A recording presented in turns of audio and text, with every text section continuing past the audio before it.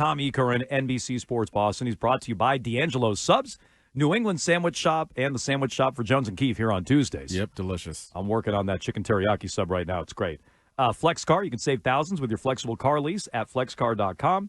And by Awaken 180 Weight Loss. If you're hearing this, chances are you're less than 20 minutes away from the closest Awaken 180, a once-a-week lunch break, a quick stop on the way from work, minutes away from proven weekly weight loss, awaken180weightloss.com. Tommy Curran, what's up? What's up, boys? What's How up? are you? Happy Tuesday. Very good, yes. Very, very happy you too. Tuesday. Big day out there. NFL trade deadline day. We'll start with this. You hearing anything on the Pats and the deadline? Anything, huh? Nothing yet. I do believe that they are active in trying to move players, and teams are active, actually more active in reaching out to them. And I know that, speaking to some agents, that they are very curious as to what might end up happening with their clients, especially at the wide receiver position today. So that's something that would probably be the most likely spot, either a KJ Osborne or a Tyquan Thornton deal. If either one comes to fruition, I think that would be the most likely one to happen. Yeah, the one that I'm the most surprised that is even out there in discussion is Kyle Duggar. Like, they just brought him back. You know, he's one of their better players. I know he's also dealing with, I think, an ankle injury, but he didn't play, and he was inactive last week, which maybe raised some antenna up a little bit. But what do you think it would mean if they were to trade someone like Kyle Duggar? Our guy Phil Perry at NBC Sports Boston was able to ferret out some more information a little bit closer to the scene here.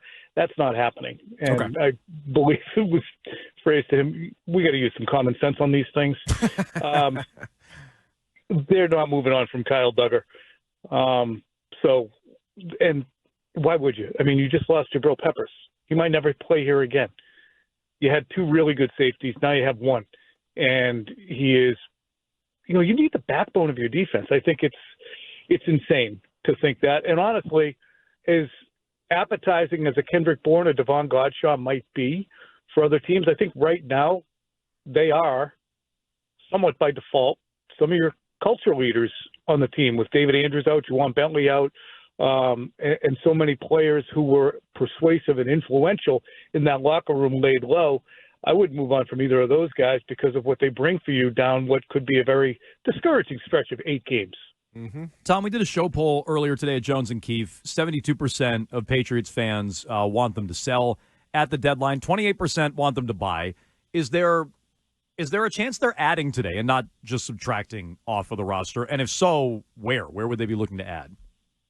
You'd be looking to add a player with some term left on his deal. You'd be looking to add at any of these positions: cornerback, edge defender, tackle, or wide receiver. Any of those 4. Those, to me, look like their biggest areas of need, with edge defender and cornerback coming up quickly on the outside. I would even say safety, but it's a little further down because you have, the rotation of Duggar, Mapu, Jalen Hawkins, who hasn't been a disaster, and actually I think Del Pettis isn't a disaster either, as a guy who was undrafted, who they added. So, but I'd say those other positions, definitely. You got to find somebody with some term who might be blocked out where he is and feel as if you would have an opportunity to re-sign him, even if he had an expiring contract. But you need, I think, and I've said this a couple times, I think I've said it to you guys, they need professional football players, people who go about their jobs professionally right now, because I think that's very important to the level of emotional maturity on the team. Now, a big topic of conversation yesterday, as you can imagine, was whether or not the Patriots should have gone for 2 at the end of regulation. Both Jones and I think they should have gone for 2. Where do you come down on that? 1,000,000% should have gone for 2. Yeah. You're a 2-6 team trying to avoid 2-7. You got one shot from the 2.5 or 3, wherever the hell they put it now, and you have a quarterback who's half a magician. I know he was tuckered. I know he was gassed, but so was the Tennessee defense, who had to chase for 12 seconds. I really think that they should have gone for it because, to me, you can't stop people on the ground right now. Right. And they got it run down their throat, and the inevitable ending came the way it did.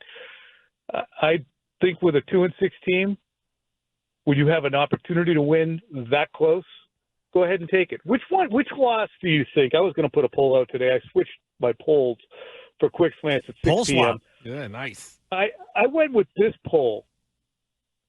Did the Patriots, it's Caleb Williams and Drake Maye this weekend.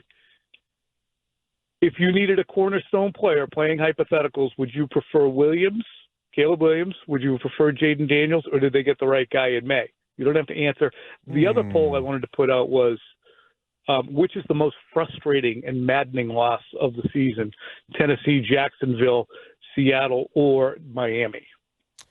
Oof. I would say I'm a recency bias guy. I would say the Tennessee game feels like Tennessee right now. Yeah, but that might be Miami bias. was the worst football game I may have ever seen. Like, that was just a frustrating game all around. But this one was like, you were right there. Why not? You had this unbelievable play at the very end, and then why not go for two and try to win it there? So I would say Jacksonville, they blew a 10-point lead. Yeah, that's true.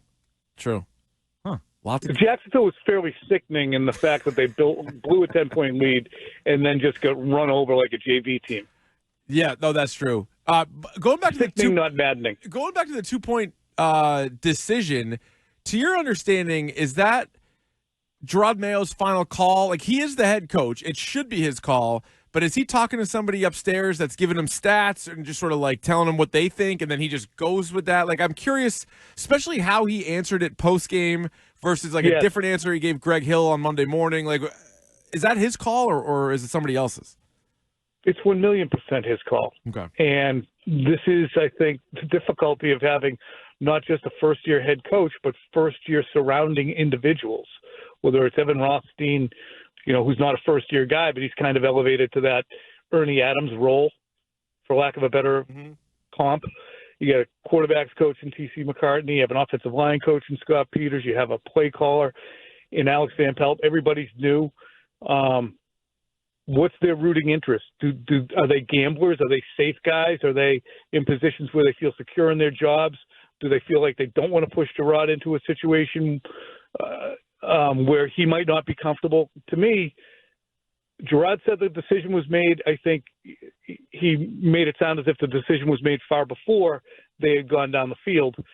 But I just don't love it. I didn't love the decision. You have to be malleable as the game is going on, transform and change to the flows of the game. And I think that absolutely was opened up for the opportunity to go for two. I mean, you got a guy who just wandered around for 12 seconds. I don't care if he's tuckered out. He is the kind of player who can make something out of nothing. And I know you can't run it worth crap, but you can still have him in a run-pass option. And if that goes south, he can scurry around for a minute. And, okay, so he had to throw it incomplete. Oh, he got picked off. Whatever, you lost. So what? You're 2-7. You took a shot. Right. So with Drake Maye and the pick he threw in overtime and the turnovers he had in the game, I love the pick. I find the poll question that you're putting out on Quick Slants very interesting because I was bullish on Drake Maye coming in. I've been a believer in him. I don't want to let him off the hook, though, for a turnover that lost him the game, 3 turnovers in this game. And so how do we square those two things away? Well, we're watching the team down the stretch. He's the quarterback of the future. We all believe in him, but we can't let him off the hook for some of these mistakes. How do we kind of square those two away going forward with the final, whatever it is, the final 8 games of the season? I like that question.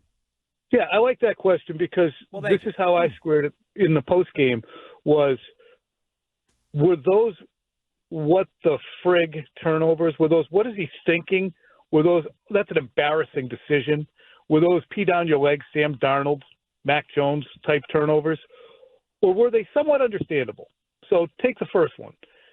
He got suckered in his 4th start by an underneath defender who moved into a spot. I still don't think the wide receiver and tight end spacing was terrific on that.